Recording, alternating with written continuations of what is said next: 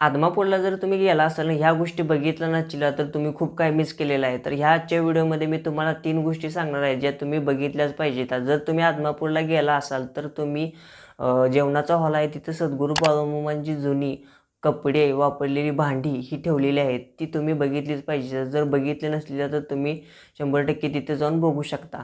तर दुसरी गोष्ट म्हणजे काय, तर दुसरी गोष्ट म्हणजे सद्गुरू बाळूमामांच्या मंदिरापासून एक 100-200 मीटर अंतरावर भोसले सरकारांचा वाडा आहे. तिथं सद्गुरू बाळूमामा राहायचे. तर तिथं त्यांची खाट वगैरे आहे. तर ती पण गोष्ट तुम्ही नक्की पाहावी.